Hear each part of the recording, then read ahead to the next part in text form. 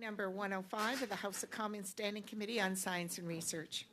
Today's meeting is taking place in a hybrid format. All witnesses have completed the required connection tests in advance of the meeting.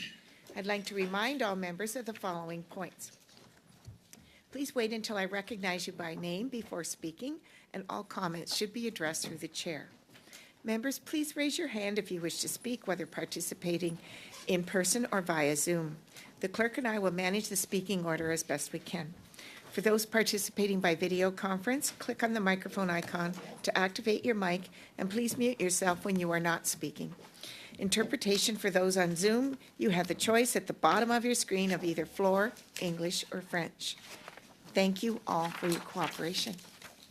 Pursuant to Standing Order 108-3I and the motion adopted by the committee on Tuesday, September 17, 2024, the committee resumes its study of the mission, mandate, role, structure, and financing of the new Capstone Research Funding Organization announced in Budget 2024. It is now my pleasure to welcome Fédération de CEGEPS, Sylvain Poirier, Deputy Director of Research, welcome. From the University of Calgary, Edward Macaulay, President and Vice Chancellor.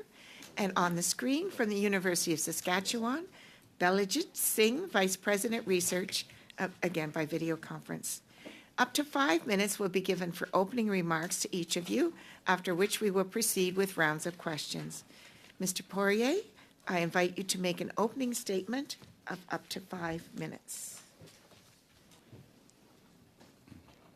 Thank you. Just hold that because we're missing our timer. It's coming. There we go. There, you have 5 minutes. Please begin.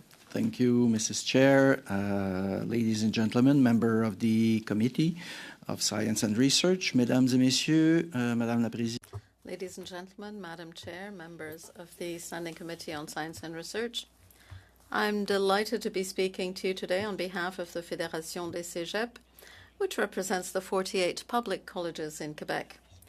Our institutions are home to 55 of the 59 college technology transfer centers, 27 technology access centers, as well as numerous disciplinary research units and hundreds of researchers. Together, we support high-quality research backed by more than 5,000 qualified researchers working in world-renowned laboratories. We are pleased that the federal government recognizes the importance of innovation to Canada's economic and technological wealth and competitiveness, and is committed to taking action in that direction. It has now been amply documented that despite the quality of our basic research, Canada still generates few innovations. As a result, we're less competitive than the best performing countries.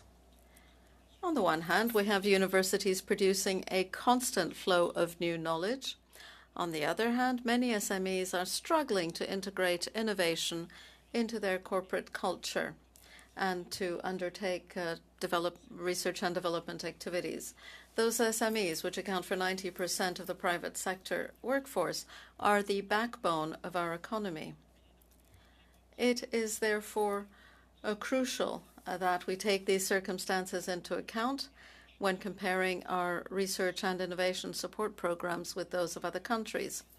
SMEs, which work in the environment, social areas and others, are rooted in our towns and villages, drive our local economies, but often lack the resources to expand internationally. It is essential that bridges are built between universities and SMEs to facilitate the transfer of scientific progress to the business sector.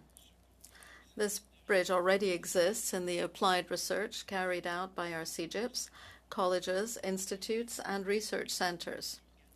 SMEs and organizations thus have access to research potential that's comparable to the abilities of large corporations. However, that potential cannot be exploited to the full if we continue to fund college initiatives with just 2.9% of research funding.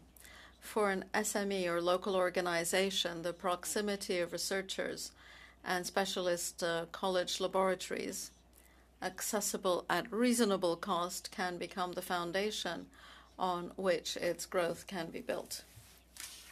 Access to expertise and facilities for setting up test benches, scaling up discoveries, improving processes, and integrating the circular economy is essential in boosting performance and productivity and in expanding the market covered by businesses with direct socioeconomic and environmental spin-offs.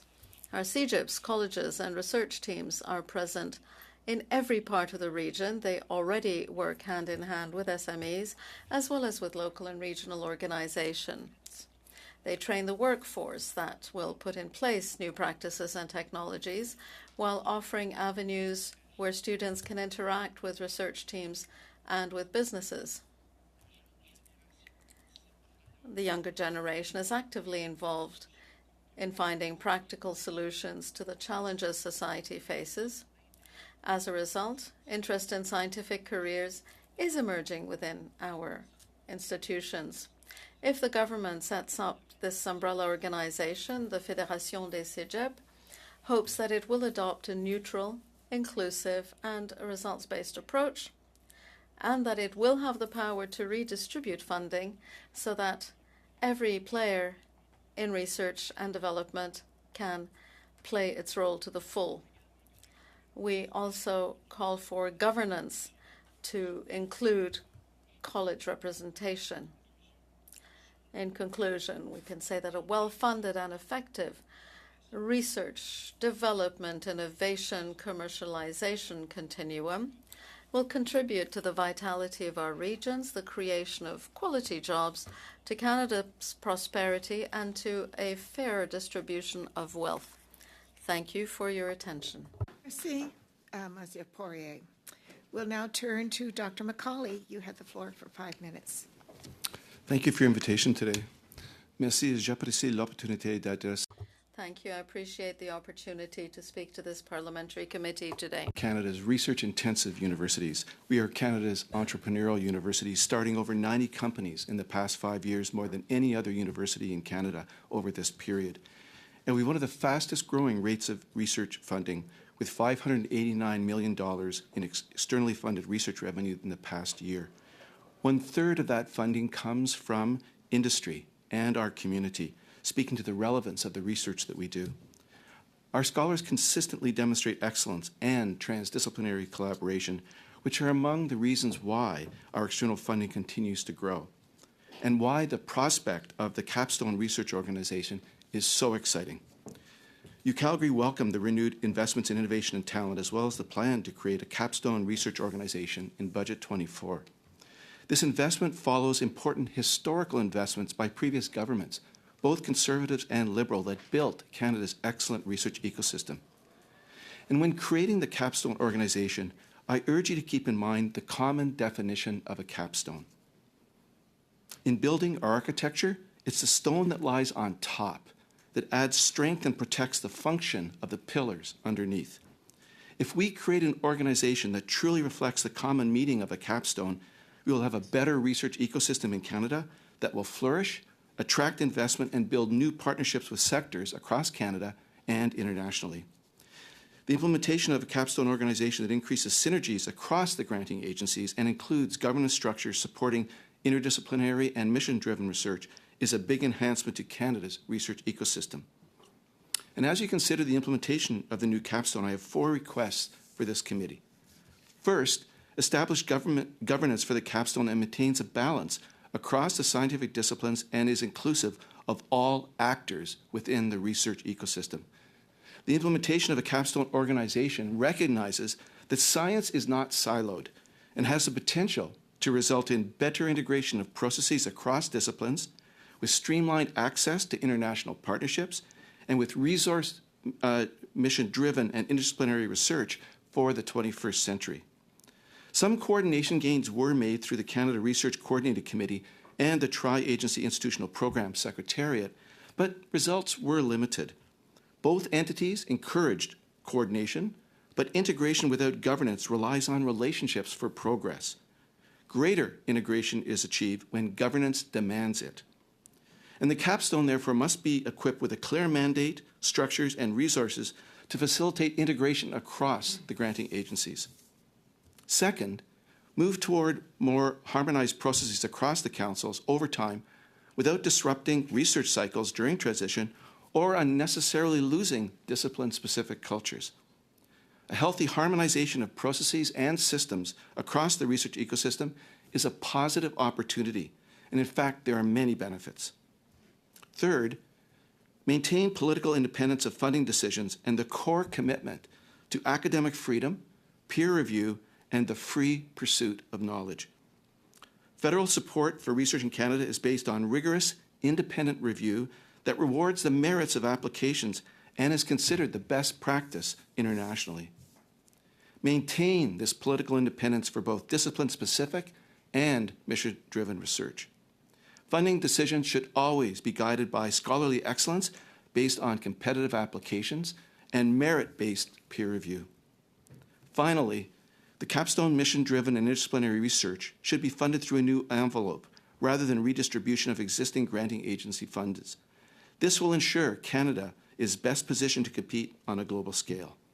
Thank you for your time. Merci pour l'opportunité de partager mes idées avec vous. Thank you for the opportunity to share my ideas with you today. Thank you, Dr. McCauley. We'll now turn to Dr. Singh, and you have the floor for an opening statement for up to 5 minutes. Thank you very much, Madam Chair and the committee members for this opportunity to be in front of this committee. In addition to being Vice President Research at University of Saskatchewan, which is a 117-year-old institute of higher learning and research enterprise, I also serve as Professor of Veterinary Medicine at University of Saskatchewan.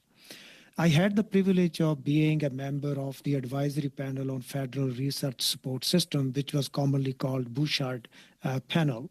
And that was the panel which did the review and submitted a report to the Government of Canada in 2023.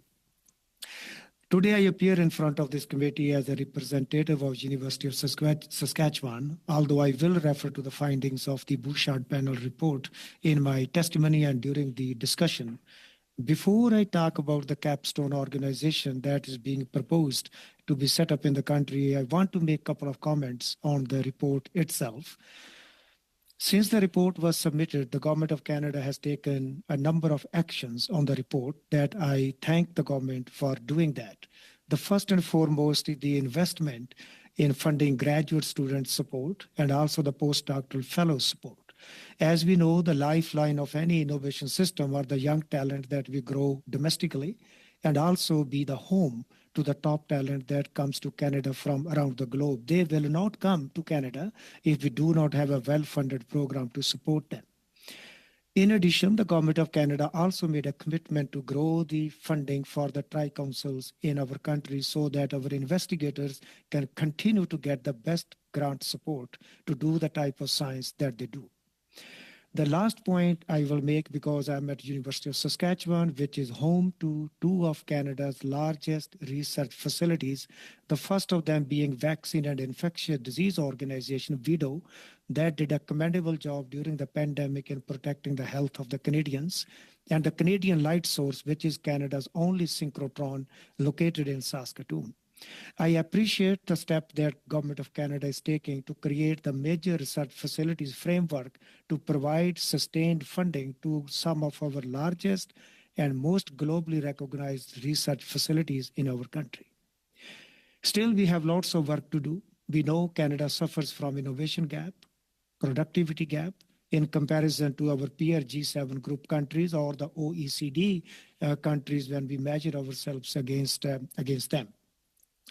The proposal to create a capstone organization is in play to bridge some of those gaps by creating very cohesive coordination and integration between multiple components of Canada's research and innovation system. For example, the capstone organization could itself create a better coordination between the tri-councils and other players in the innovation system, such as the MITEX and the Canada Foundation for Innovation. But I also want to create a caution here that we must continue to support and protect and preserve and enhance the excellent research funding mechanisms which have been created by NSERC, SHARC, and Canadian Institutes for Health Research to support globally recognized research programs in our country. We also need to pay attention to the colleges and the polytechnics that exist across our country. We know that the colleges, even though they are small, they are deeply connected to the needs of the communities locally and have great capacity to be part of the innovation system to support small and medium enterprises in small towns and villages across the country. Hopefully, the Capstone organization, once established, will try to bring these components, small universities, colleges, and polytechnics into Canada's innovation agenda. The last point, which we generally heard across the system, is that international bodies and the government sometimes do not know on which door to knock when they come looking for Canada's participation in large-scale, mission-driven, interdisciplinary research with global impact. Creating a Capstone organization will allow Canadian scientists and the stellar work they do to be part of the global story and bring more recognition to our country. In closing, I believe the time has come to evolve and adapt by creating a Capstone organization so that Canadian research and innovation system can keep pace with our peer global economies in the G7 or the G20 countries. Thank you very much, Madam Chair. Thank you, Dr. Singh. That concludes our opening remarks, and I open the floor to members for questions. Please be sure to indicate to whom your questions are directed.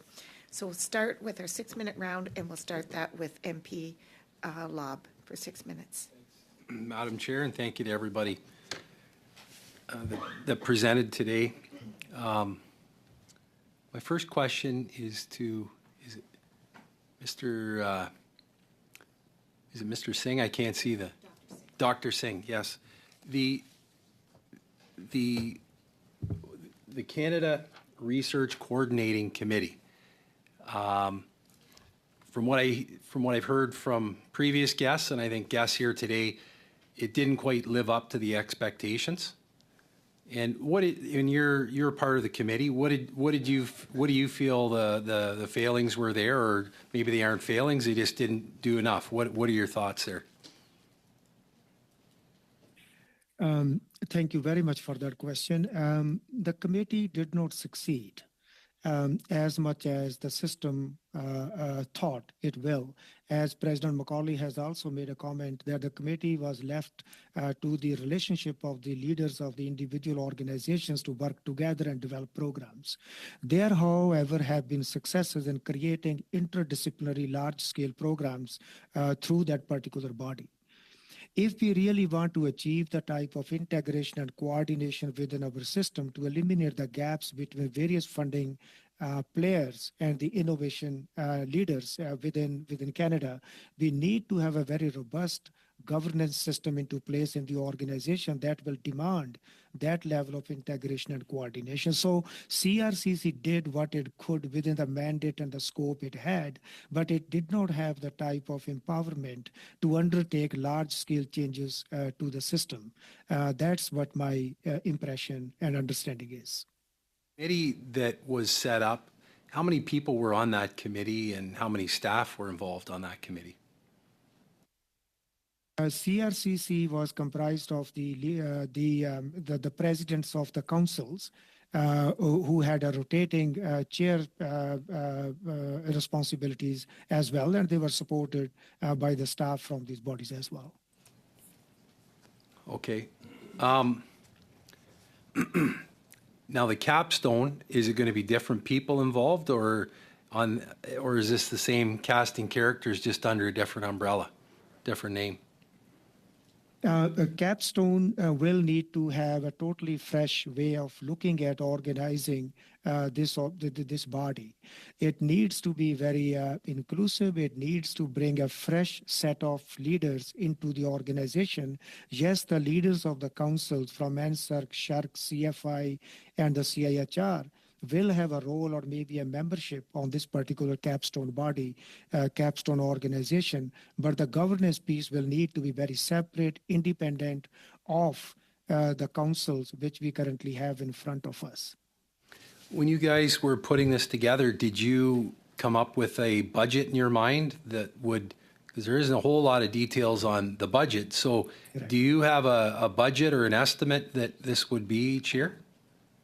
We simply presented the principle that this new organization should have new infusion of funding into it. It should not be the money taken from the existing funding organizations to start a new funding body in the country. But considering the scale of the programs that we might be looking at, for example, Canada launched a quantum strategy a few years ago with $400 million. That type of large-scale mission-driven initiative then will be coming out of the capstone organization that we are proposing. So in a way, the funding needs will be determined by the scope and the scale of the initiatives that the capstone organization will be launching. To answer your question directly, no, we did not put a dollar figure on the budget for this particular organization, proposed organization. Okay, I asked this question at the last committee, or a week ago when I was at the last committee meeting that I attended, and the mission-driven focus, in your mind, who gets to decide what those are? That will need to be a highly consultative process based on the needs of our country, the investments that we need in the type of areas we need. It cannot be determined in a top-down way. There needs to be participation of, for example, businesses. There needs to be participation, for example, of the academic institutions. There needs to be participation of groups such as the First Nation, Métis, and Inuit peoples of our country. It depends as to what we are looking at, but there needs to be an inbuilt, robust consultative framework that will allow us to identify the areas in which Government of Canada is trying to invest. For example, if we are looking at water security in our country as to how do we use our water for demographic expansion, for our agri-food enterprise, for our mining and the resource extraction, it will need to bring in all those relevant stakeholders for consultation and identification of the mission that the government or the capstone organization will launch then. As it has been said, we will need political independence within the development of those missions so that the academic and the scientific part and the needs of the society are put really at the front end of the development of those initiatives. How much time's left? I'll put that into the pot, 15 seconds. Thank you, MP Lobb, and thank you, Dr. Singh. We'll now turn to MP Callaway for 6 minutes. Thanks very much, Chair, and hello to everyone, and thank you for your testimony. And in particular, I want to say hello to President McCauley. Full disclosure, I'm an alum from the University of Calgary, and I actually taught in the Leadership and Development program for a period of time. I have great admiration and respect for the university and what it does. And when you were talking about your 4 pillars, 4 things, 4 recommendations, you talked about political independence. And Mr. Singh just also spoke to political independence. On the flight here, I was preparing some questions. And sometimes when you're flying from Sydney to Toronto to Ottawa, it's delayed or canceled. So you have plenty of time to think. And what got me thinking, as I was watching a movie and preparing my questions, I was watching Ted Lasso. And Ted Lasso talked about the Walt Whitman quote of that we need to be less judgmental and more curious. And this, to me, ties into political independence. Whether it's a left-wing government, a centrist government, a right-wing government, we don't want political interference into research. And it's tempting, even for someone like myself, who, when I look at certain research projects, go, my God, that's esoteric. My God, what is the relevance? But I think of researchers like Jeffrey Hinton, who was a pioneer in AI. And I would assume if we brought Dr. Hinton here, he would have said, or he would say, you know, when I was starting out, there were a lot of questions about the research I was doing in AI, or another researcher in advanced technology. So I think we need to be careful. So with that in mind, can you unpack a little bit of, you know, why is it so important that politicians, political parties, know to some degree, because we do have oversight, but just to a certain degree, know our lane and respect the institutions that are there to do the research. Thank you. The market for ideas is global, right? That's the competitive market for ideas. And Canada is really blessed with having a large amount of talent across the country that have developed at cégep, polytechnics, colleges, and universities that are building their ability to create those ideas. And the Capstone organization, I think, will be a great opportunity to identify some of those big problems, that very difficult problems that Canada needs to solve in order to improve in quality of life and productivity. And very often, the solution to those problems require contributions from different disciplines, people who have been trained differently. But one of the common characteristics of people that have been trained in Canada in this way is they're critical thinkers. Again, the ideas are competitive on the global stage. They're competing against other ideas. And having that base of independent thought, the ability to come up with an idea that looks like it's out in left field or right field, depending on the political party, anyway, is to be able to test that idea and have that idea move forward in that global landscape. So we need that broad generation of critical thinkers, the broad generation of people who are willing to commit to respectful debate across the ideas. And political interference then precludes some of that, because some voices will not be heard as loud as other voices. I think we need all voices at the table to move forward. So I'm going to stick with you on this, moving from political independence to, I think it was the second recommendation, and you talked about harmonizing processes.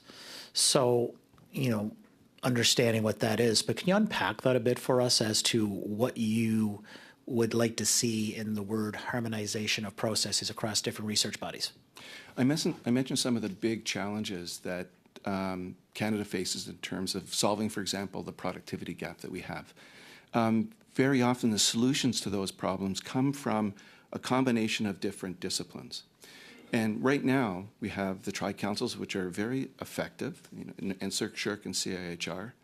But in solving those problems, very often we want to bring the expertise from those disciplines together into a productive environment where ideas can be tested and solutions could be moved forward. And so the organization, the Capstone organization, will facilitate that, including the process associated with the tri-councils, but enable that cross-fertilization. One of the reasons why the University of Calgary has been so successful in terms of moving external research revenue forward and attracting investment at the University of Calgary is because we've invested over the last decade in transdisciplinary scholarship. We've invested and we've incentivized our scholars from those different tri-councils to work together to come up with new ideas or new questions to move Canada forward. And that's why this new organization, I think, will be very, very important in increasing the information flow and the effectiveness of the collaboration among the tri-councils. How much time do I have left? 36 or 37? Now 35. Well, now 35. And we can go along with that joke. But in terms of your first recommendation, you talked about establishing balance. So you had 4 recommendations. I don't know if they were chronological for a reason, but if we were to start somewhere with the Capstone project to ensure we're off on the right footing, where do we begin? I think, as I mentioned, we need to establish for the Capstone organization this clear mandate, the structures, as well as the resource to facilitate that integration, to be that stone that provides that glue, in essence, that supports the pillars below. And I think that the mandate, the structures, and again, a clear strategy associated for implementation will be very, very important to move it forward. Thank you. We'll now turn to MP Blanchet-Chopin for 6 minutes, please. Merci, Madame la Présidente. Je salue les témoins qui sont avec nous pour cette. Thank you, Madam Chair. I applaud the witnesses here today. Mr. Poirier, you emphasized how important cégep colleges are in Quebec. You gave a lot of figures. I'm proud to have a cégep in my own riding. There is one in Témiscouata. You talked about an approach by the new Capstone organization that it should be neutral, inclusive, redistribute funding fairly, and be representative. Let's begin with that. In practical terms, what are your expectations from the federal government of how the organization would be made up?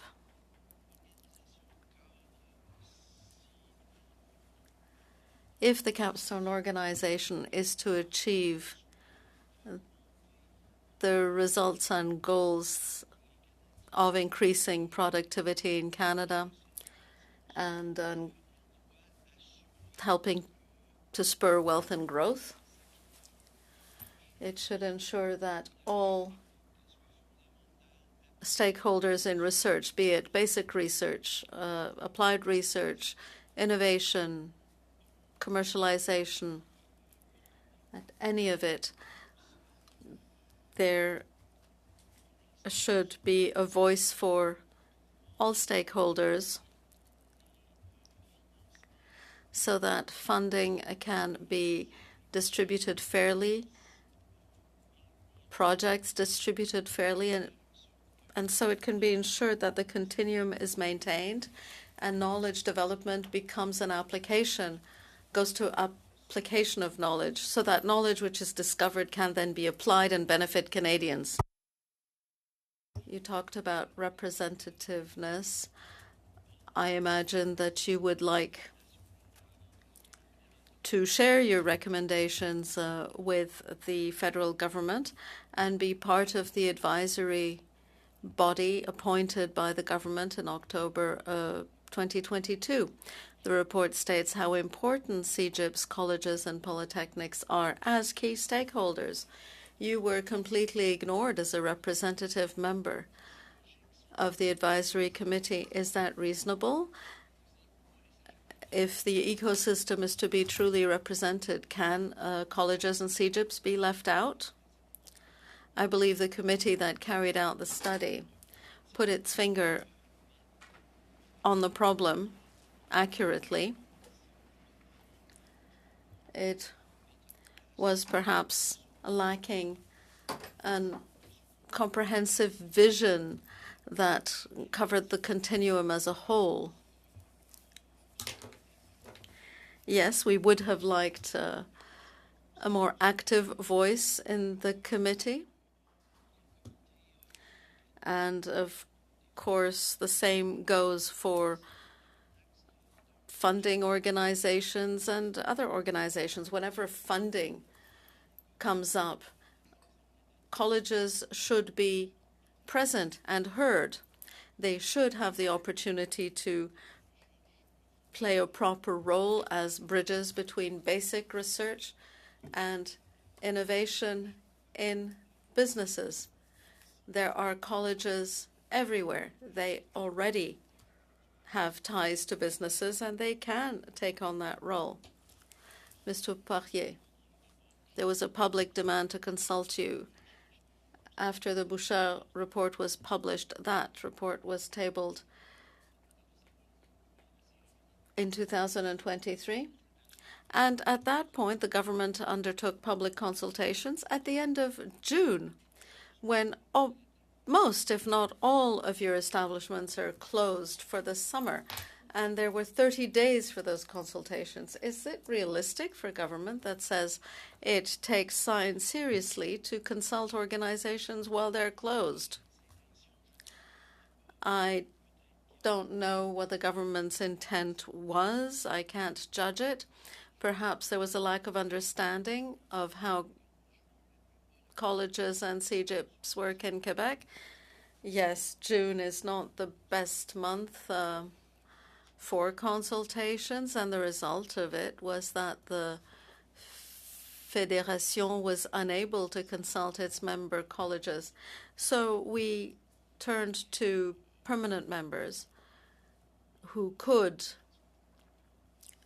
act as a voice for us, but the consultations were a bit quick, and we're not able to take in the full contribution we might have made. In your recommendations, you said it was important to be inclusive.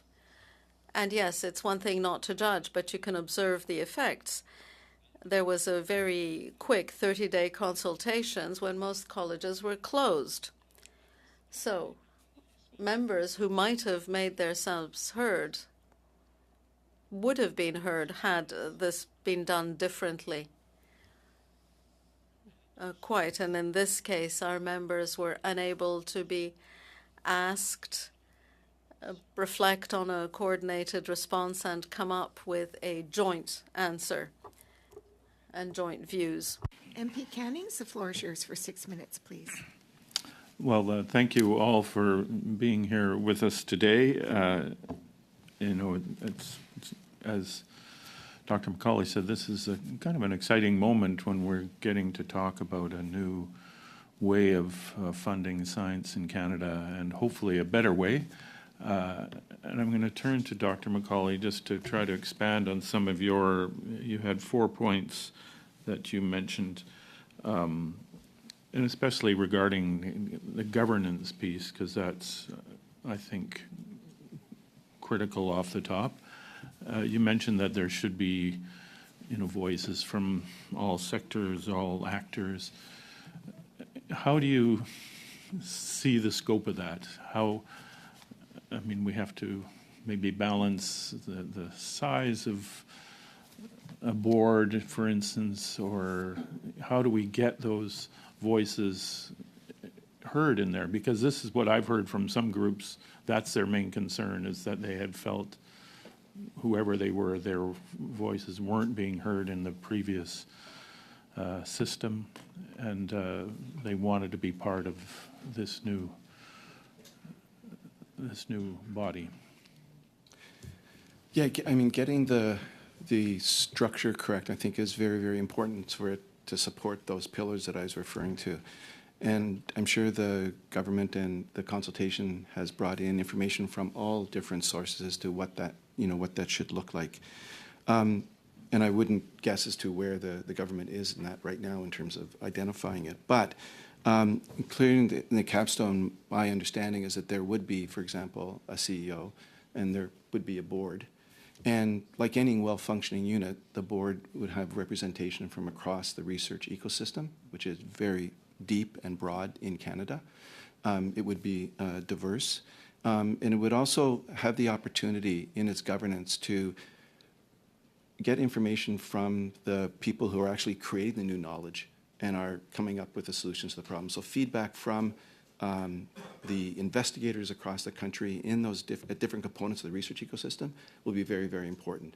So what I would see, hopefully, would be information to be flowing up to the capstone program, and then strategic, in the combination of strategic decision and governance, sort of ideas around mission-driven research and things like that being discussed, and then, in essence, given to the community to say, could you please solve this problem with input from the community? That's... Right. This body will, make decisions, take ideas, make decisions on what those missions would be, and then, as you suggest, I think later there would be a new envelope of funding to fund those missions. Is that? Yeah. So some of the big challenges that Canada's faced in terms of for example, Canada's productivity gap. Getting to those solutions, identifying those solutions will require extra resources. And again, it's the research ecosystem that needs to be funded to come up with those solutions or test those new ideas and to deliver the solutions that Canada needs. But there has to be a clear mandate. We have to have clear structures. And again, we have to facilitate that integration, because the solutions primarily are probably going to come from across the tri-councils rather than within a tri-council. And are there any specific recommendations you would have about that structure? Thinking back to what maybe hasn't worked so well up until now, or if there's structures like this in other countries, other agencies that have worked. Is there something that you would like to see? Yeah, it's great to be a first mover, but in this situation, there are other countries that have done this sort of approach. In the UK and France and so on. And I think we can take a lot of lessons learned from how they amalgamated their system in terms of designing the capstone and then designing the governance structure associated with it. So I would, once again, gather information and then implement some of the best practices with learning from what was successful in other jurisdictions and what would work in the Canadian context. And again, it's important, I think, getting back to the voices. We have CEGEPs here today, we have big universities, colleges, new researchers, experienced researchers, all those important aspects of Big problems that we face are going to require, input from from the broad research ecosystem. I mean, we're a U15 university.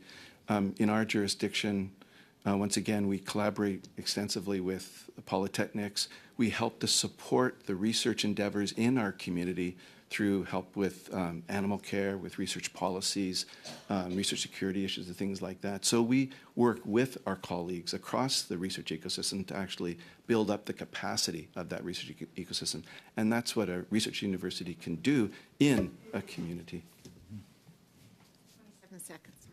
I'll wait for my next round. Thanks. Okay, thank you. We'll now turn to our 5-minute round, and we'll kick that off with MP Tucker. Dr. Singh, you are a legend for your energy and wisdom. Thank you so much for being here at committee. We have roughly a minute and a half for these questions for you. You mentioned that there are fragmented investments in place. Can you give an example of what opportunities might arise as a result of the creation of this coordination body? Thank you very much. Did you say 5 billion? 5? Yeah, thank you very much. Some of the opportunities, again, I guess we will need to go back to what the President Macaulay was saying, going back to the consultative process to see where Canada's biggest needs are. If I take one example, one of the gaps in our system is mobilizing our discoveries from the universities into the private sector for value-add creation of businesses and supporting economic enterprise in our country. How can we find better policies and the frameworks and the procedures to connect the universities with the small and medium-sized enterprises from the small communities to the larger cities? If we can plug those gaps between our innovation ecosystem, between the basic research and the applied research and commercialization, I think we will make so much gain within our system that it will pay for the investment that we are doing. So that will be one of the major investments that I will think about. Another piece. Fabulous. I got another question, and we only got like 30 seconds for the answer on this one. You mentioned the international opportunities that we are missing out on at the moment. Can you expand on that, just that portion, please, quickly? Yes, when, for example, we take example of pandemic preparedness, it's not the COVID-19 is gone, another one might be coming soon. So the global collaborative effort between vaccine and infectious disease organization, for example, in Saskatoon with the leading organizations at Oxford University or in Germany will require that level of international collaboration and appropriately matched investments, which none of the existing councils is in a position to make, the development of a capstone organization so that we can forge that level of collaboration to protect the health of Canadians and other citizens around the globe. Thank you so much for that. This panel of experts, and we've heard from many universities, and most university, either researchers or presidents or experts we have in, and all want more money. They are all starving. It's not just the 2 million Canadians that are starving and needing the food bank. It's universities that are starving for research. We're very supportive of not having a partisan approach to picking up subject matters, but government's about choice. And it is a choice about what you invest in and where you invest. And I got a list of investments that all three associations and universities have a climate change department. And I got some investments that the Ministry of Climate Change or Environment and Climate Change has made. And I just can't think that governments pick winners and losers. And this is kind of a list of things that if we are fortunate enough to form government, we're going to bring in a law that for every dollar of new spending, and perhaps that's on research, has to find $1 of savings. So I'm going to list off a couple of projects that the Ministry of Environment and Climate Change have offered. Jump in anytime anyone would say, no, this is a project that should go ahead and would forgo the investment of those funds into facilities. So first one we have for Iron Ore Canada, and this one's $18,125,000. And this is the decarbonation of iron steelmaking process for reducing fuel consumption and improving fuel efficiencies. And that's a company that Rio Tinto owns 58%. Their total asset cap is $103 billion, but the Canadian taxpayers paid $18 million to them. So once again, this is corporate welfare that the Ministry of Environment and Climate Change has invested in versus universities. Another one, Glencore Canada Corporation, that's $10 million. Critical minerals and mining, conversion to electricity, once again, environment and climate change. This is a company that has a $38 billion equity, U.S. equity in 2023, and we're giving them $10 million. Next one's Copper Mountain Mine for $3.2 million. Same idea. It is, once again, a for-profit organization that is getting funding that could be refocused for research at universities. FCA Canada Incorporated, that's $2.4 billion. That's in Toronto. Once again, Environment and Climate Change Canada. We have other ones. Etobicoke Casting Plant Carbon Neutrality Project, that's $2.2 million. Thank you so much. And written briefs, if there's anything that you think that you could use that dollars better on research than this corporate welfare, please submit that in the brief and we'll make note of it. Thank you. Thank you. We'll now turn to MP Longfield for 5 minutes. Thank you, Chair, and thank you to everybody that's here, and also a shout out to Dr. Bouchard, who will be here in the second round, for the work that you've all been doing around governance. I think the honourable member across the way was pointing out the importance of peer review in research. Last week we had a similar list, and one of the things was music therapy and bettering mental health and education. This morning I was with Parkinson Canada and with researchers from across Canada and with clinicians. Some great work in Alberta, Dr. Macaulay. Some surprising recommendations from the panels this morning, where we're looking at Parkinson's treatment in Canada and really focusing on the physical aspects of Parkinson's. One of the areas that came up was music therapy for patients. And one of the patients that was there said one of the best therapies he had was singing Kenny Rogers tunes. And he got to choose the tunes, and then that helped him with his voice, which was diminishing because of the symptoms of Parkinson's. Another person said that we need to deal with Parkinson's in terms of a family of support, that it's not just the patient, but it's the care providers. And so that social services needs to be involved in research, and that the therapists are supported by families that provide different social aspects. So the importance of interdisciplinary research, not just from the neurologists, but from the people that improve the quality of life for people that are dealing with Parkinson's as a specific case. Could you maybe talk about the interdisciplinary approach and how some research that may seem disconnected could be brought together with an interdisciplinary approach? Dr. Macaulay, yes. Yes, thank you. We're very fortunate at the University of Calgary to have the Hotchkiss Brain Institute, which is a major investment from our community in the university to advance research in neuroscience. But with these diseases that you just mentioned, they're horrible. And while we're unlocking the biological causes in the neuroscience as to what produces these results, what we have to look at is many, many different alternatives to assuage the difficulties with both the individual patient and with the families associated with it. The key piece is the evidence-based approach or the peer-reviewed approach of ideas that could help in that area, putting the ideas forward, but testing them in situ, testing them in the hospitals, testing them with the families to move that forward, and then choosing the best outcomes.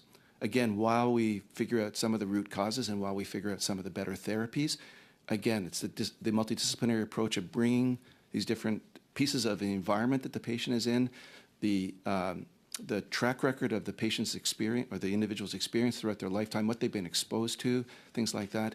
Those all require integration of information from social sciences as well as familial relationships and so on. So again, it's pulling that information together to come up with efficient therapies that are tested. Thank you very much. And it's exciting to think that we were on the cusp of being able to do that more efficiently, thanks to your work. And also, Dr. Singh, the work that you've done We've had several conversations over the years in terms of veterinary medicine, looking at the range of colleges and universities across Canada that work together on veterinary medicine. Of course, the University of Guelph is part of those conversations, but so is Olds, Alberta, so is Prince Edward Island. Of course, Saskatchewan is there as well. When we're looking at new approaches to animal health, plant and animal health, the importance of being able to tie into international peer review and for us to provide international peer review. Could you maybe bring that, expand on that a little bit for us? Thank you very much. I have had the good fortune of studying at Guelph and working at the vet college in PEI and being a dean of the college at University of Calgary and then in Saskatchewan. These are stellar institutions spread across the country. The example of the peer review processes that we undertake in understanding animal health and its connections to plant health or environmental health or human health under the rubric of One Health is something which truly brings the multiple disciplines together. If we are going to peer review that level of complex science, then we also need international peer review panels. Canadian peer review system stacks up against the best in the around the globe, whether it's the Germans or the Brits or the Americans. But we do participate in international peer reviewing bodies, and we contribute Canadian scientists into international bodies, and we invite scientists from other countries to work with us. I will take the example of a collaborative program between German Science Council and the Canadian NSERC to fund training of the graduate students in very interdisciplinary areas. And that's where the German peer review system and the Canadian peer review systems work together to adjudicate on those grant projects. Sorry, Thank you. Again, the point, Thank you. That's our time. And Thank you very Chair, much for for giving us that a few interesting extra seconds. testimony. Okay, we'll now turn to MP Blanchard-Jocas for 2.5 minutes, please. Merci, Madame la Présidente. Je poursuis avec... Thank you, Madam Chair. I'll continue with Mr. Poirier. The federal government had a Bouchard report, but we had a similar report in Quebec. Sociologist Jean Bouchard in 2021 recognized CEGIPs as key institutions to develop Quebec in access to education, regional development, access to technology, and so on. This is huge. The figures you've given show how relevant and useful these CEGIPs are throughout Quebec. You said that the federal government grants just over 2% of their budget to CEGIPs and colleges. That's not much. You're recommending at least 10% of research funding in higher education be dedicated to colleges for the purpose of applied research, and that the funding be predictable and permanent. Please explain how important this is. Thank you for the question. We're not only asking the percentage of funding to be considerably higher, so that a higher percentage is dedicated to applied research, but that a good number of applied research project funding be given to colleges who work with universities. But there would be a paradigm shift in college funding. If we talk about commercialization, we'd have market pull replacing scientific push. That would mean the needs of the surrounding environment would drive research investment. And I am talking about research investment. I stress that because the money put into research, college research, is an investment because it has a good return. So you recognize that the federal government genuinely recognize the relevance of your organization, because 2% of the funding is not much. I can hear you, and I know how important you are. But what's your message to the government on the recognition you'd like to see of the play your part in the socioeconomic and environment? The lack of representation means we're not heard and we're not seen. What we would like is to be considered as one of the establishments helping to distribute research funding across Canada. And we'd like college research not to be taking someone else's funding, but to be receiving its due, the due that would enable it to play its appropriate role in applied research and with SMEs. Thank you. Turn on this panel with MP Richard Cannings for 2.5 minutes, please. Okay, thank you. I'm going to continue with Dr. McCauley, just again trying to find what we've attempted to do in the past in Canada to coordinate research and research funding. We've had the Canada Research Coordinating Council, etc. I'm just wondering if you could, I don't know if you have any examples of frustrations that researchers have had to try to build cooperative projects, for instance, that could have been better organized in terms of their funding and direction, and how this might help that? I think that one thing has changed in Canada considerably, and that is the desire among scholars to collaborate. In previous generations, there tended to be, solitary scholars. I'm going to work in my discipline, and I'm really going to have an impact in that area. The new generation of scholars in Canada recognize that they have incredible value to offer on solving some really, really important problems. And that has led to, in essence, a generational shift in the collaboration and how scholars want to work together to solve those problems. And that's been a very, very fast tide in terms of the moving.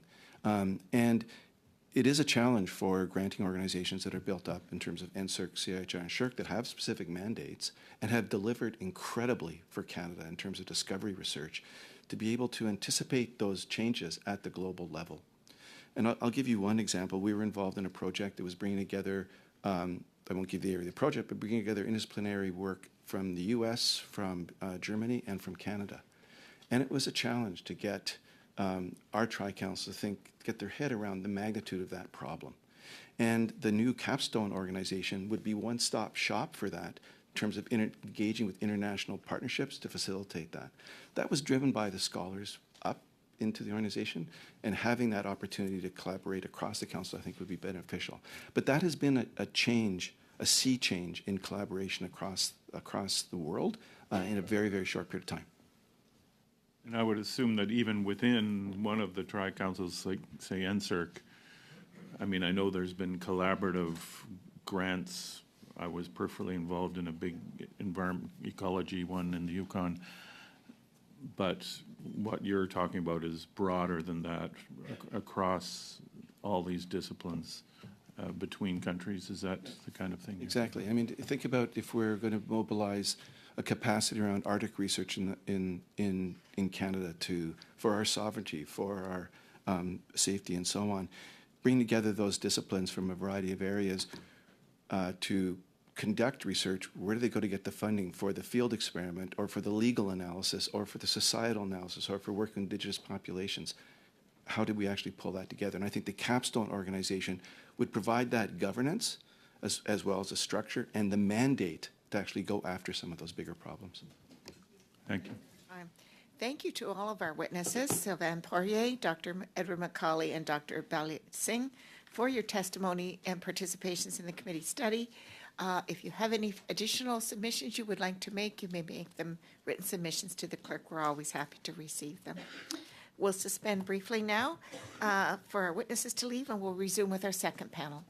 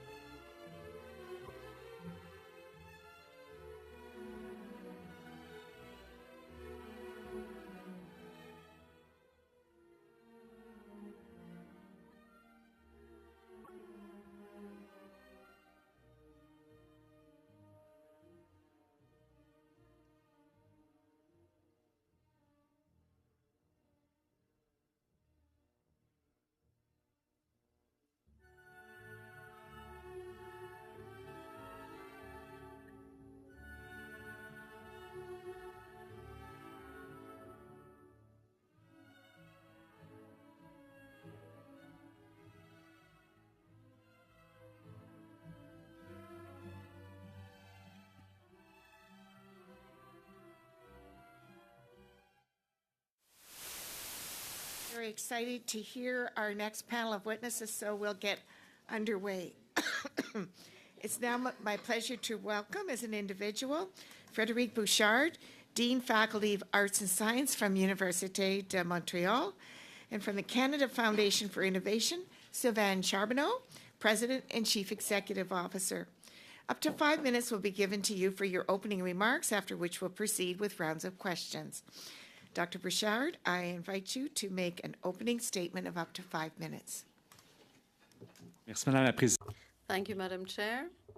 Committee members, I had the privilege of chairing the Advisory Committee on the Federal Research Support System, and I would like to take this opportunity to thank my colleagues on the committee and to make it clear that although I am speaking in the light of our report, my testimony today is in a personal capacity. We presented our report at the beginning of 2023, and several of our recommendations were translated into a variety of measures in the 2024 federal budgets. I'm grateful to note the increase in scholarships for student researchers, the increase in budgets for granting councils, and the creation of an umbrella organization on which you are now focused. Research and innovation are not luxury hobbies for advanced societies. They are, in fact, conditions crucial to our collective flourishing.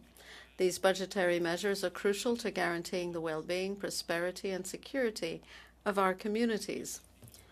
These are some of the many reasons why the federal research support systems needs to be revitalized. In 2026, Canada, the U.S., and Mexico will review their free trade agreement, the Canada-U.S.-Mexico agreement. It will be essential for Canada to explain how we serve as strategic partners in various sectors. Scientific research is a fundamental pillar of the U.S.'s growth strategy.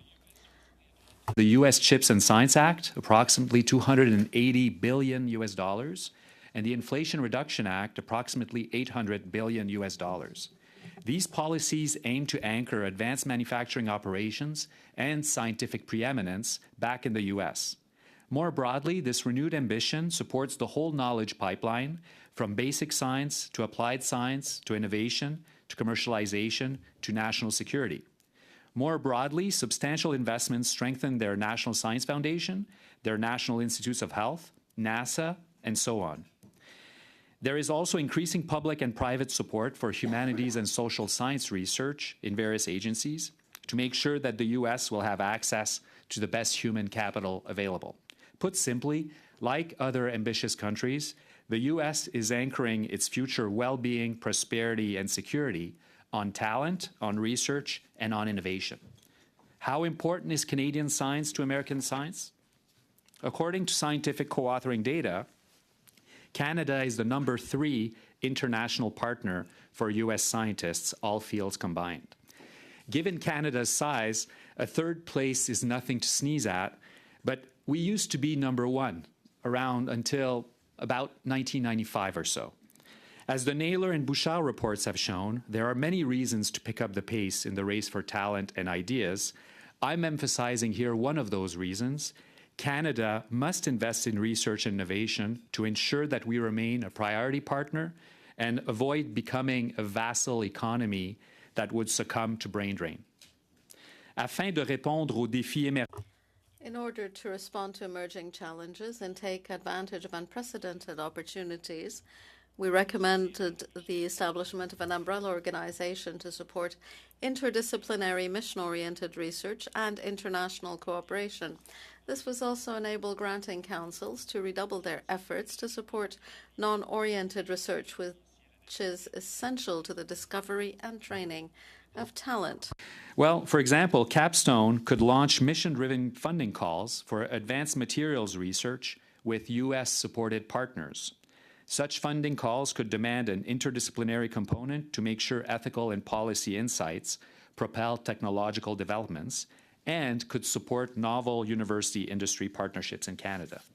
Other possible funding calls could focus, for instance, on disinformation, cybersecurity, and democracy projects with NGOs, Europe, the US, and other key allies, and so on. A word of caution. In doing this work, we must ensure that it is never at the expense of excellence of investigator-driven research. Investigator-driven research is the foundation of talent training, research excellence, and of innovation, and of science diplomacy to the U.S. and other allies. This is true from graduate students in history to Nobel Prizes in physics. Let us never forget that societies that are ambitious for their research enterprise thrive, while those that do not falter. Nous espérons vivement que vos travaux. We very much hope that your work will help the country broaden its ambitions for knowledge. Thank you. Much. We'll now turn to Mr. Charbonneau for 5 minutes, please. Merci, Madame la Présidente. Bonjour à toutes et à tous. Merci pour. Thank you, Madam Chair, and thank you all. I want to thank the committee for this invitation. This is my first opportunity to address a parliamentary committee since becoming President and CEO to the Canada Foundation for Innovation just a few weeks ago. The CFI funds research labs, equipment, and other infrastructure in universities, colleges, and research hospitals, and we're an essential element in the research funding landscape in Canada. To support the bold ideas of researchers and innovators. We also serve as a vital link between academia and the private sector to deliver tangible benefits to Canadians. We support the proposed Capstone Research Funding Organization. This initiative presents a valuable opportunity to harness the strength of all of our players in our research ecosystem. Today, we offer 3 recommendations. First, maintain the existing independent status and mandate of the Canada Foundation for Innovation. Second, include representation of research infrastructure interest and perspective in the governance of federal research funding. And third, preserve the CFI's rigorous merit review process for funding. Let me elaborate on these points. First, we recommend maintaining the existing status and mandate of the CFI. The CFI is an independent arm's-length organization with a unique federal provincial funding model. Over 27 years, this model has allowed us to leverage more than $10 billion in federal funding and translate it into over $25 billion of investment in state-of-the-art infrastructure.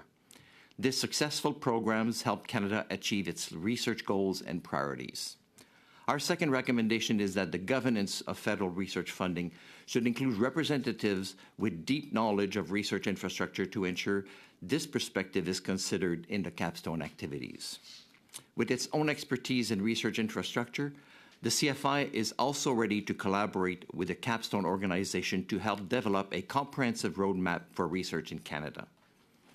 We are well positioned to identify areas that are ripe for exploration and innovation, built on existing infrastructure capacity. Finally, we emphasize the importance of maintaining our rigorous assessment process. As a custodian of taxpayers' dollars, it is incumbent on us to focus our process on excellence, relevance, and impact, and to demonstrate our values to Canadians.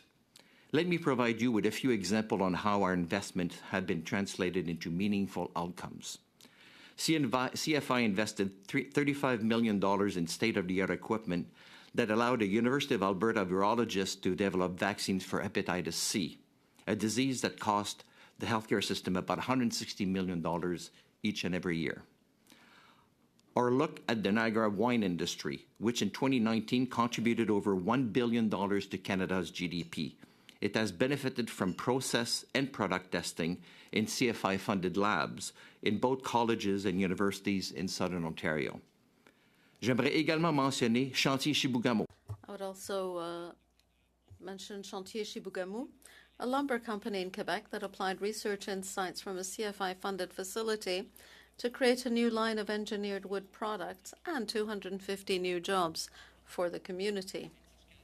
The Vaccine and Infectious Disease Organization continues to break ground in infectious disease research and vaccine development for both humans and animals. Our investments also touch small and medium-sized enterprises. They gain access to expertise and cutting-edge equipment to solve their business challenges. Et tout aussi important, chaque année, 20... And what's equally important, 25,000 students and postdocs each year work with research leaders and gain hands-on experience in the lab we support. These rich training environments foster an entrepreneurial spirit that prepares the next generation to innovate and contribute to the economy. I invite the committee to consider our recommendations as you move forward with your capstone report. By maintaining our current status, considering infrastructure expertise in federal research funding, and upholding our assessment processes, we can further strengthen Canada's research ecosystem and continue to deliver remarkable benefits for Canada. Thank you, and I would be happy to answer your questions. Thank you very much to both of you for your opening remarks. I'm now going to open the floor for questions. Please be sure to indicate to whom your questions are directed, and we'll start that, please, with MP Tucker for 6 minutes. Thank you very much, and I'll start with Dr. Bouchard. In your testimony, you talked about CUSMA and important being a partner and what the states are looking for, and other trading partners is how Canada is being strategic with their research. And I couldn't agree more, is that what we spend our research dollars on tells our story to the world. And we got to make sure that we're investing in things that are practical, real. Some can be foundational, some can be foundational based, that it's driving towards a goal. And then there's other research that gets done in Canada. And on the context of how do you think the CUSMA renegotiation on how we're doing strategic investments in research goes, when we have, from McMaster University, the project was Superheroes, Sacrifice, and Salvation, Themes of Redemption in the Modern Comic Book. And that was for $17,500. So this is what we are strategically investing in Canada. Meanwhile, we have other investments. It shouldn't be comical, but these are comic book investments that we've done. Another one is Batman versus Superman, Visions of the American Cityscape in Contemporary Graphic Novels. And that's for $17,000 that we spent. And this is from the University of British Columbia.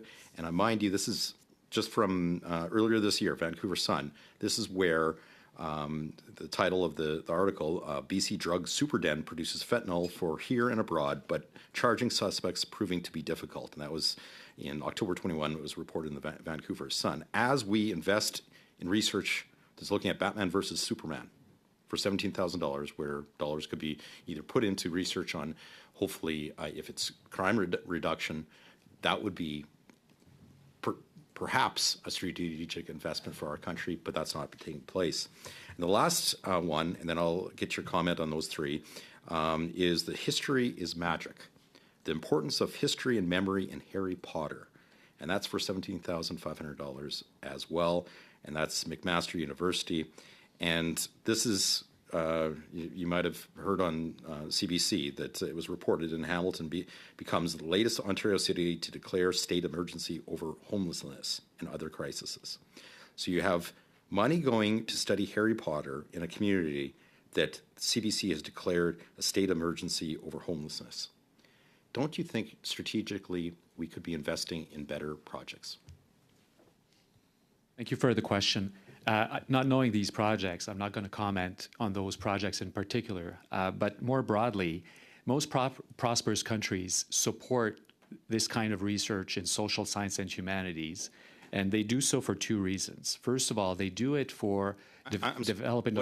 I know there's a Canadian connection with Superman actually starting in Canada, but why would the Canadian taxpayer be willing to put money into a study for Batman versus Superman?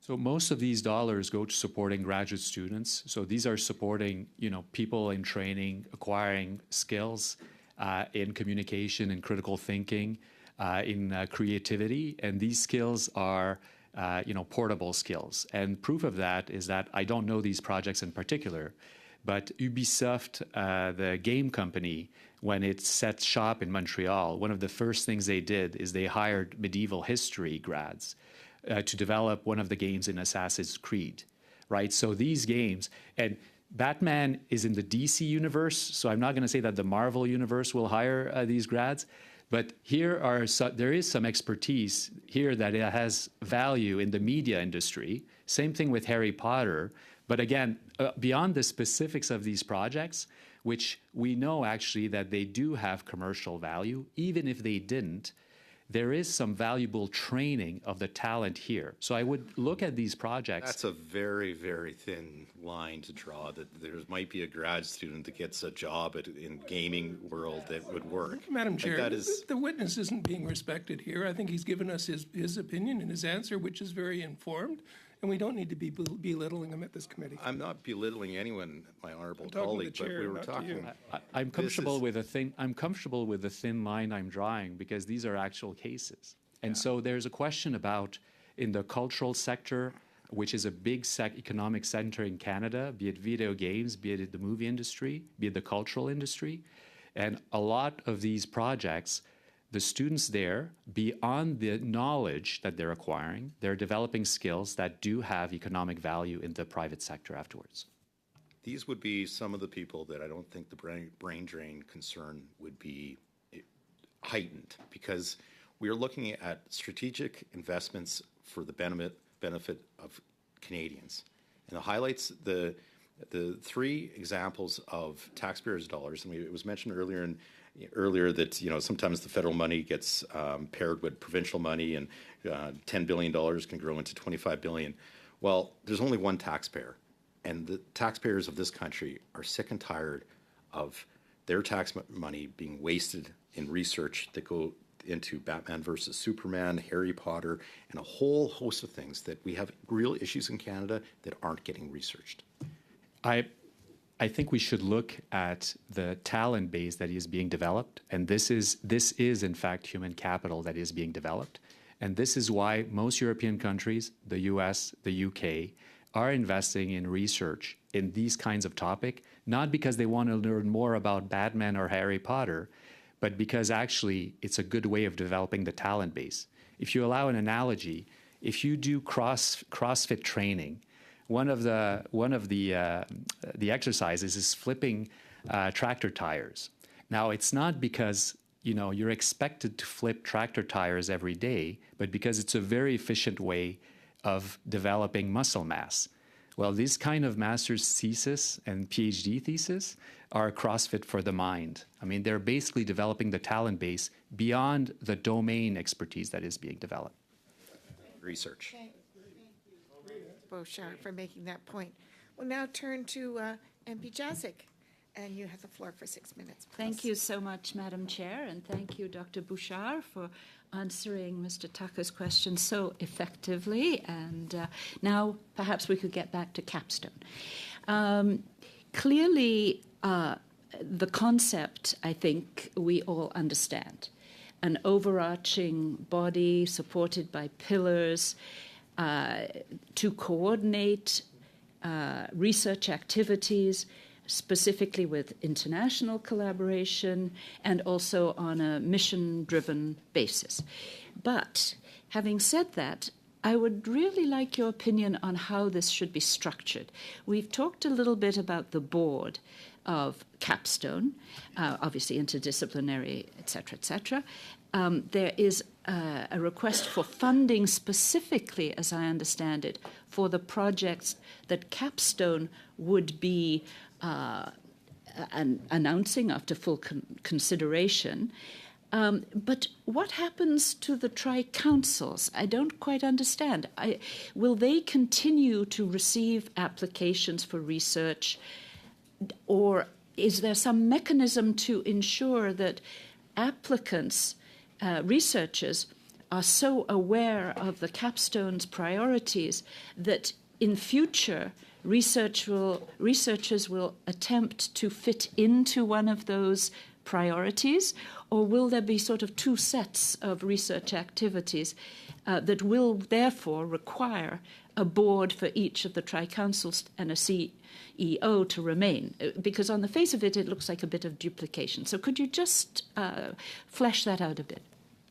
First, I just want to point out that the previous question was fully legitimate, and I didn't feel slighted by the way it was asked. I mean, these are important questions about, how to think about funding. So I just want to put that down.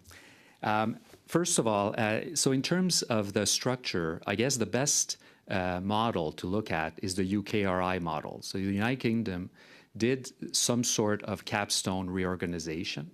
And so you have the capstone, capstoning I don't know if that's not a verb, but and then you've got the equivalent of the councils that are below it. So the councils would still handle most of the investigator-driven research calls, right? So I don't like to say it's just basic science because it's not. It's basic and applied, but let's just say basic and applied research, but that is closer to a disciplinary structure. And those are the verticals, right? And that's how UKRI handles it. Now, as soon as it gets to mission-driven or international, then, it has to go beyond the councils. And one of the reasons in terms of, if you look at the innovation pipeline, I'm going to use technology readiness levels, because that's a scale that's used at NASA and aeronautics industry and now in most commercialization efforts. Low TRLs, so 1 to 3, are close to discovery. They're close to basic science. That's probably going to be within the councils. And then as soon as it matures and it gets closer to commercialization when applicable, right, now it gets interdisciplinary, because when you're trying to deploy a product, right, or a technology or a vaccine, you have to look about social aspects, you have to look about technological aspects, you've got health aspects. And it's going to get to interdisciplinary, and it has to go beyond the councils. So it doesn't mean that all projects will migrate from the councils to Capstone. A lot of fundamental discovery, like we talked about Jeff Hinton. I'm going to speak for Yoshua Benjios, who's one of my professors at Université de Montréal, but it was basic science for a long time, right? So it would have stayed in the equivalent of a council. And when the proof of concept becomes product and can be deployed, then it becomes a mission-driven research, because it has all sorts of impact, both economic, policy, security, and health. And so the structure, basically is you still have the councils to support a lot of the investigator-driven research. It's more than an incubator, but if you will, you can see it as an incubator. And then when some projects become bigger, if you will, than this, than the silo, their disciplinary silo, that it may meet some interdisciplinary. So at any given time, you would have a portfolio of projects, funding calls. Some would be investigator-driven, and some of them would be mission-driven. And they're not in competition, if you will, because they have different objectives and different structure and different partners as well. Is there any reason why Genome Canada has not been included with the tri-councils? I just looked at their website and I see that there are funding opportunities, and they seem to be engaged in really collaborative efforts around, obviously, the fundamental of genomics. Any reason why they are not part of... This is something that needs, I don't know the specific legislative, particularities of the capstone that is proposed. So I can only speak for our report.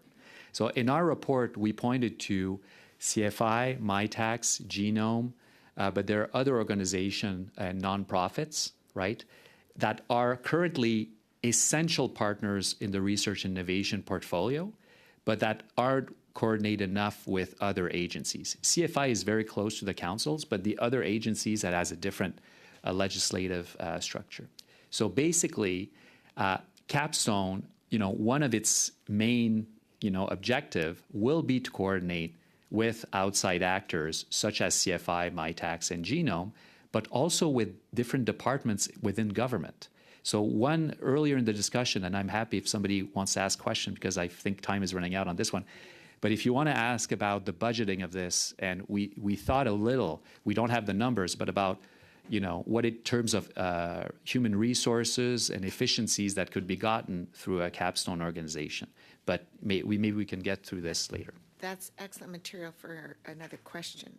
And now we're going to turn to MP Blanchard-Jonca for 6 minutes, please. Merci, Madame la Présidente. Je salue les Thank you, Madam Chair. I thank both witnesses for being here. Mr. Bouchard, it's an honor to see you here. I'd like to thank you personally for all the work that you've done with this report. It's been comprehensive and long-term, and you fully deserve the recognition. Thank you for being here today and sharing everything you've discovered, supported, and suggested. Our fears is that Well, there was good news. There was an increase in research funding in 2024. But here's what we fear. We believe that the funding will not be available if the government doesn't put this new organization in place. I'd like to hear you on how important it is to get the funding flowing, even if the organization doesn't see the light of day. Thank you for your kind words. The problem isn't just one of money. If all you do is put more money into research, that will not solve the problems we have at the moment. If you simply move to create an organization, that will not solve Canada's research and innovation problems either. So what we have to do is put in place the umbrella organization quickly and continue with the funding commitments, because we've fallen back a lot. We've lagged behind competitors, competing countries. But just putting more money into it, yes, some researchers would be happy, but it wouldn't be enough to close the gaps there are in Canada's current research ecosystem. So the governance aspect is needed, as is the funding. If you do only one of the two things, the organization or the funding, it won't work. If you have the organization without the funding, you won't achieve what you need. And if you simply increase the funding and do nothing else, things might end up being worse. In its first years in the UK, UKRI was promised a lot of money. The new organization was set up first, but the funding did not follow. And for years, it was an administrative sinkhole. It didn't really produce any tangible results. So I would strongly invite you to put in both. It's like saying, do you want a car or do you want the fuel? Gasoline alone doesn't get you very far, and a car without gasoline in it doesn't get you very far either. So the capstone's the car and the funding's the gas. Yeah, well, let's talk about the funding. You consulted thousands of people when you chaired the committee, and you drew up a pretty comprehensive picture. You also said we had lagged behind our main competitors, scientifically speaking. The figures speak for themselves. I'm not trying to be a prophet of doom, but in the past 20 years, Canada's lost a lot of ground internationally. Research investment has gone down. We're the only G7 country to reduce research funding as a percentage of GDP. But we don't just need a bit of gas, we need a fair amount of gas. We've also had the brain drain. We are the only G7 country to have lost researchers, where the percentage of researchers per capita, the number per 100,000 has gone down. So what we want to do is not just have enough gas and a good car. We also need a good short, medium, and long-term vision, because research is really global. Yes, I completely agree with you. We need to understand that research and innovation, R&I, well, I'm a philosophy professor, so this analogy might surprise some people. For me, it's like supporting military funding.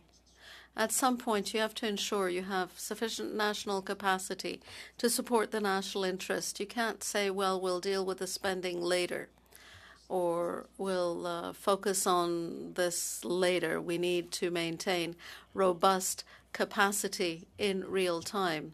This is not a partisan issue. The most investment in research funding has been under both Liberal and conservative governments, because this is not a partisan issue. R&I is a part of the national interest, and investments have to be both consistent and logical. You know, you can't have a boom and bust cycle. When things go well, we put money in, and when things don't, we take it out, because when we take money out, the star talent leaves, not just the stars, but the next generation of stars, those who would become stars. So we need to ensure some predictability and continuity in funding so that research actually achieves its full potential. Talents are leaving. Canada invests about 1.6 to 1.7% of GDP in research. The U.S. invests 3.4 to 3.5%. How can we compete with that? How can we keep our brains here? Right now, we're like a subsidiary of the United States. That's a very significant point. The Canadian government is, in fact, making a tremendous effort. The percentage of research funding made by the government is substantial. Much of Canada's lag, if you like, is from Canadian private sector companies that are investing much less in R&D than their U.S. counterparts. But it's inevitable the Canadian government will have to play a greater role because the Canadian economy is very much structured along SME lines, and SMEs cannot support R&D the way that larger ones can, R&I rather. So governments will have to play a greater role to make up for that lag. In writing as well. We now will turn to MP Cannings for 6 minutes, please. Well, thank you, and again, thanks from both of you for being here, and I'd like to echo Mr. Blanchet-Jonca's comments about Dr. Bouchard and your report and what that has really meant to us here in this committee in terms of pushing to provide support for research and science in Canada, and how we're happy that some of those things have come to pass, and we're hoping that we will see more and more. You mentioned, I'll just start by saying, you mentioned what the United States is doing, and you finished by talking about the difference in Canada with more SMEs and less big companies, less Googles and Microsofts and whatever. But the U.S. is investing vast amounts of money in science and research, and from all reports, it seems to be paying off handsomely already. I'm just wondering, first of all, my one little question, you mentioned Canada's dropped to number 3 and being a partner with the U.S. Who are the top 2? So that's I was hoping somebody would ask. So the rise of Chinese science in the 90s. So you do see, across the world collaboration with scientists from China. That is dropping recently, right? But there was kind of 95, Canada stagnated, and other countries picked up. Number 2 is the UK. That did a major reinvestment in research innovation, and it paid off because now they're the number 2 international partner to the US. And the third, we're tied. So I claimed, the bronze just for ourselves, but we're sharing it with Germany. And Germany, actually, you see part of it is the reunification between East and West Germany, where all of a sudden Germany became a bigger country with more scientists, and it had a big impact on its potential to collaborate. But Germany has been investing both in basic research, basic science, and applied science. So sometimes we hear about the Fraunhofers, which do industry-university partnerships, but they have the Max Planck that do Max Planck Institutes. So Germany is actually a good example of a country that has huge ambitions for its research and innovation sector, and this makes it incredibly interesting to the U.S. as a scientific partner. Well, thanks. And I'd just like to follow up on that. You said the funding isn't enough by itself. More money isn't enough. We need the structure. We need the organization. I'm just wondering how the Americans have dealt with that and what we can learn from them. And maybe they're too different, but what have the Americans done? What have the UK done? You mentioned Germany. What are the real takeaways from other countries? Because there's so much to learn from not being the first off the mark. So the US and Germany just put, the technical term is crazy amounts of money. Right, so it's both very differently. But if you look at Germany and the U.S., Their growth strategy is fully committed to research innovation, and they fund it through all kinds of different agencies. I'll focus on the US for a second. The US, what's very different is that a lot of the mission-driven is handled via DARPA, and DARPA gets a part of its funding through the US military. So it's not just military research, but it's technological research. And so you have access to the largest procurement in the US government. So it's a huge pool of money. And now they're trying to replicate the DARPA model in other non-defense sectors. And so you're seeing DARPA-like instruments elsewhere. We did not propose a DARPA-like model because there's not that type of procurement, right, that's available to Canadian, the tax base. So the Capstone model is more realistic with regards to our capacity, but it has the same philosophy of agile, quick-acting, mission-driven calls that could be university industry or just university, and to get to answer a mission.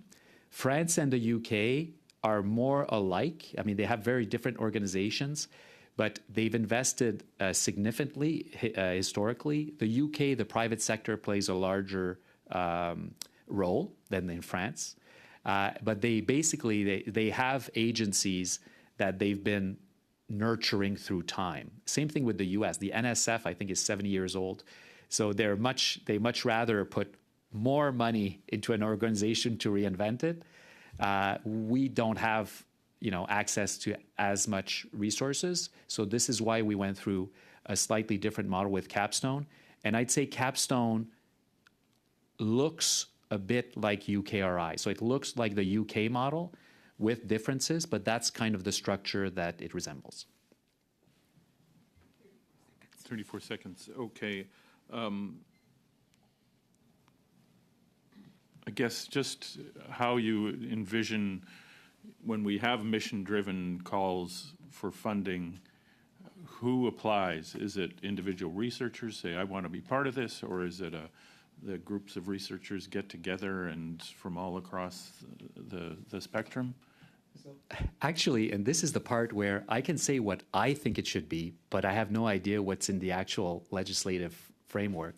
But the way we were thinking about it in our report is that you should have different scale missions. So let's say that there's a new accord with Europe on, let's say, food security, right? Well, you could have both governments committing to putting X million dollars for mission-driven calls.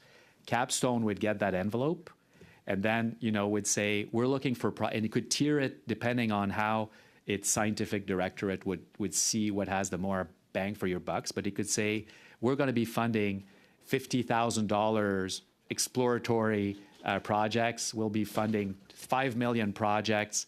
And they could be very small teams, medium team, large teams. But I guess the biggest change with the existing councils is to have the legal framework that allows it to be agile in terms of programming and say, okay, for the next 5 years, we want to develop quantum security, let's say, and so quantum cryptography. And then you say, that's the thing, and we're going to do calls, but 5 years later, you do something else. Okay, thank you. That's way over, but maybe someone else will pursue that, or you can send something in writing, because that was quite fascinating. So now we'll start a 5-minute round, and we'll kick that out with MP Pearson. Well, thank you, Madam Chair. I want to just note around, we heard here just today that small and medium-sized enterprises in Canada are not investing in R&D. A part of that, I think, is due to the carbon tax, which the parliamentary budget officer has noted that's taking somewhere between $20 and $30 billion out of our economy. And one of the first things that small and medium businesses end up cutting is R&D. And so I would totally translate that the costs of the carbon tax are impacting the research that small and medium enterprises are doing. We also see 2 million people lining up at the food bank every month. We have seen, one of the things that I hear back home very much is just around the government seems to be focused on nothing in particular and everything at once, and also pursuing, folks are very frustrated when they see Canadian dollars going abroad. And so I have a list here of studies that have been funded to the tunes of hundreds of thousands of dollars in the United States. And we just heard, I think the technical term was crazy amounts of money. I like that term. That's what the Americans are spending on research. Why in the world would we be funding American universities? The University of Maine, the University of the Clarkson University, Michigan Technical University, University of Vermont are all getting hundreds of thousands of dollars. Boston University, $90,000. And the one that galls me the most, like I cannot figure this out, $600,000 for the conservation or the study of conservation of essential habitat for polar bears. As far as I know, Canada's kind of got the market cornered on polar bears. Why are we sending money to the University of Washington to do the study on the essential habitat for polar bears? So I get the impression you've been proponents of this capstone research program. All of this money that I've mentioned comes through the Ministry of Environment, which I'm not quite sure if that money then is funneled through the tri-councils or what. And so how do we? There's two things of this. One of this money being funneled to the United States, which we're competing with crazy money down there, and two, why is this money not being run through the tri-councils? And do you imagine that this capstone would capture so that we're not seeing this madly off in all directions kind of research funding? Thank you. Mr. Bouchard. Well, I should also point out that when I said crazy amounts of money, I said that with, a loving appreciation. Like I wish we had that kind of that money. So it wasn't. But more seriously, so I don't know the type of grants that are. It's not through the tri-councils that I know of. So it's probably the department. One of the intention behind capstone. And again, this is a legislative issue and a government issue, so it goes beyond the purview of our report. But the intent is that it should try to concentrate the research, let's say, capacity, right? So right now you have departments that have grants here and there. Would you say my madly off in all directions is a reasonable description of what is currently happening? No, it's a historical artifact. Is that all departments do need research because it's really important. And initially, they didn't have a mission-driven instrument, so they would do funding calls from within their department. If you have a capstone, you could do. Let's say you could have the Department of Agriculture that could say, okay, I want to look into soybean production, and instead of running a funding call through agriculture, they could transfer the envelope to capstone, which would have the full-time equivalent to do the calls and to disperse the money and have the excellence and peer review and so on. So it could basically act as I don't want to say broker, but as the point of service for these funding calls. And you would have the expertise, right? Whereas not all, different departments don't have, the capacity to run these funding calls at scales. Nodding along there. Did you want to add a comment quickly? No, I think that Mr. Bouchard expressed himself very well. I'd like to come back to your a challenge that has troubled me for some time, and you talk about the business expenditure and R&D in this country, which is really has been in free fall for over 2 decades, right? Something that we need to address in Canada. And if I can just revert back to what the mandate of the Canada Foundation for Innovation, and I did not expand on this during my brief, but we are supporting core facilities of all sorts across the country, in colleges, in cégep, in universities. I spun off a company myself about 20 years ago, an IT company. And if it would not have been of these core facilities and these very sophisticated pieces of equipment that I could have accessed, there is no way I would have been able to raise tens of millions of dollars in venture capital. So this is extremely important for the country and plugging into what Mr. Bouchard was saying. Thank you very much. Thank you very much. So now we'll turn to MP Chen for 5 minutes. Thank you very much, Madam Chair. Thank you to our witnesses. Mr. Bouchard, thank you for being here and for your great work. I want to continue on some of the conversation that's happened today, and you quote unquote described it as a loving appreciation for quote unquote the crazy quote unquote amounts of money that Canada spends on research, and at the same time, I think you might hear from others, perhaps on the Innovation Committee, talk about the same crazy amounts of money that Canadian government invests in supporting research and development, in innovation, in driving it. I'd like to understand that gap. I think it's important to start off by underscoring that Canada has an incredible education system. It is the envy of the world. We have incredibly talented people and a well-developed system of education that consistently ranks high. Yet at the same time, we do see the talent gap widen between Canada and our OECD partners. So how do we bridge that gap in terms of supporting the innovation that is needed, as you mentioned in a previous comment, that we focus, the Canadian economy is focused a lot on SMEs.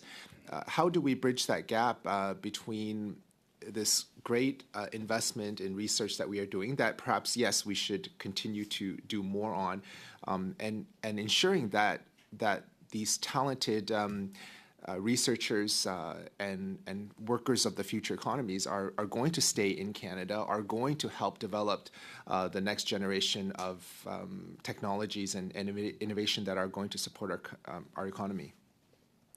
I'm going to give you a concrete example. So I'm Dean, Faculty of Arts and Sciences at Université de Montréal. Part of my job is raising money, philanthropy with donors. And so I'm trying to, because the research money is not sufficient from the government, right? So there are other people willing to help, but even then, that's not up to the scale that is required to maintain the talent here.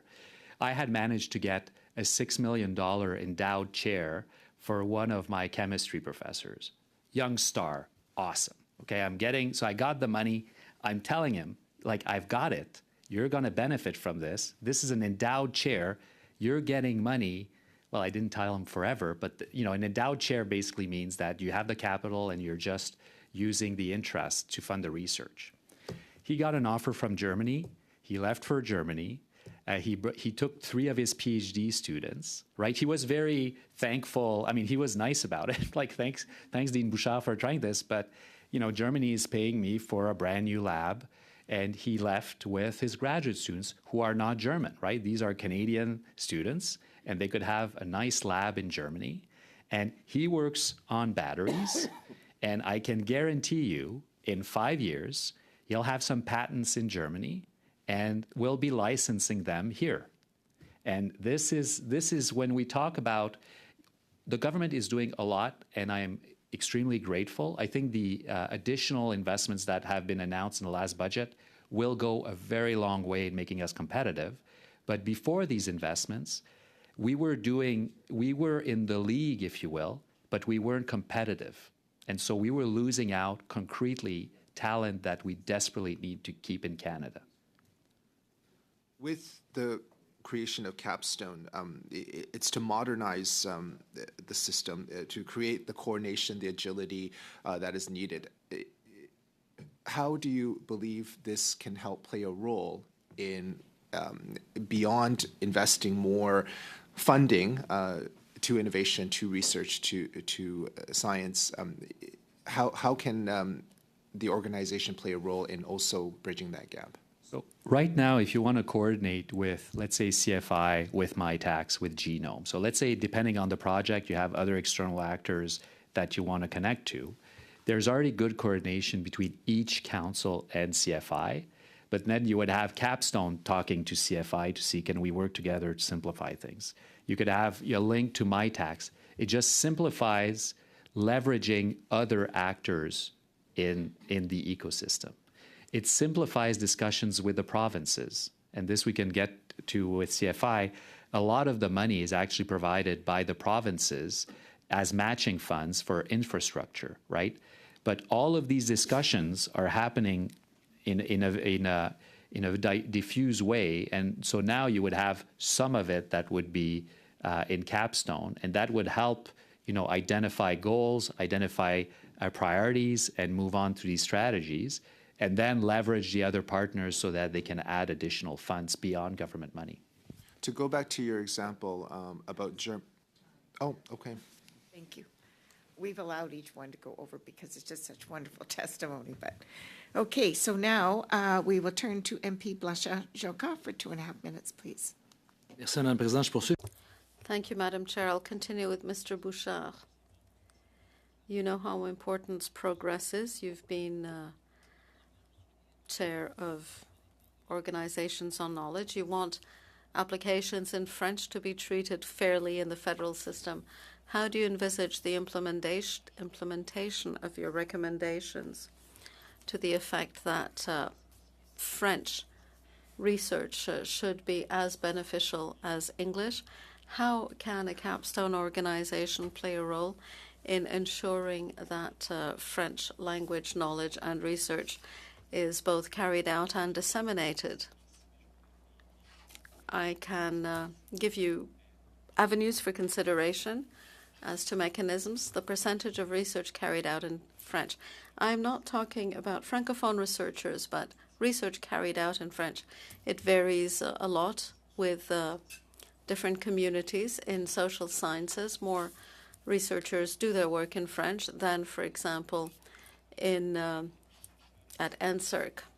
I'm not talking about Francophone or Anglophone researchers, but I'm talking about the language in which the research is carried out. A capstone organization would make it possible to better distribute resources to encourage more of certain kinds of research. For example, how to encourage more research to be carried out in French, be it at NSERC or CHIR. I chair the Érudit platform, which is supported, and this is a knowledge platform that disseminates social science and humanities publications in French. So how to make better use of those tools that were created because of a need in Francophone communities and in social sciences and humanities? How do we disseminate these tools to other scientific communities? Capstone can provide a vehicle for disseminating good tools and good ideals beyond the environment in which they initially emerged. That just finished it. Okay, right on the button. Thank you. So MP Cannings for 2.5 minutes, please. Well, thank you. I wish we had another day to do this, but because I'd like to get to Dr. Charbonneau as well. But Dr. Bouchard, you mentioned that you had some ideas about budgeting, and I don't believe you had a real chance to answer that question. So I'll give you that my time for you to comment on that, because I think it's a very important aspect. So this is where what each word I will say, well, a lot of people are listening right now. I'm just, frankly, let me be honest. I think that we have most of the programming capacity, if you will. We have the staff to run most of these competition, existing and otherwise. So I think it's about redeploying existing human resources to support the agency rather than growing it. I mean, there will be a need for a certain number of employees, but actually the councils are efficient organizations in terms of human resources. And there's some of them, but even with that efficiency, there's certain of these human resources that could be redeployed towards Capstone. So there is some tri-council programming run from TIPS. There are some tri-council programming run from NSERC. There's some from CIHR. So my hunch is that there are ways of redeploying existing human resources so they could be allocated to mission-driven or to mission-driven calls or interdisciplinary calls. In terms of programming budgets, that's where it's floating. And again, this is very important. If you're redeploying existing resources, if you don't increase research budgets, so I'm putting aside operational budget. So operational budget, I think a lot of it could be redeployed in the system to achieve many of the goals, not all of them, right? There will be some needs for new employees, but it's not a huge over and above addition to it, right, if it's done correctly. But the research programming budget needs to be increased, because if we reallocate CIHR and CERC and SHRC funding to do the mission-driven part, we will lose even more ground relative to our competitors. But the program envelope, in certain respect, is more floating, because if it's mission-driven calls, you know, they could be part of a strategy that have a few years. So the recurrence of some programming envelopes is not seen in the same way, right? So if you say, well, we want to do 5 years of quantum cryptography or 5 years of food security, well, you budget 5 years, there's no recurrence, and you just say for 5 years we're supporting this kind of research, everybody's expectations should be adjusted to the fact that in 5 years there may not be additional money, or they may, you know, but the government of the day will have to determine that. But it's a different kind of programming budget for the mission-driven part than for the council parts. Which the council parts, it's more stable funding, so the recurrence is very important. The predictability of the funding for investigator-driven research is more important than for the mission-driven part. And I think that's a good place to wrap it up, although I agree we could have sat and listened to this a long time. So thank you to both of you. And if there's anything further that you would like to add or you didn't get a chance to speak to here, please feel free to make a written submission to the clerk, because we would welcome, and again, we're very grateful that you were here. So the next committee meeting will be Thursday, October 31st. I don't know if you're coming in costume or whatever. But anyway, is it the will of the committee to adjourn the meeting? Okay, meeting adjourned.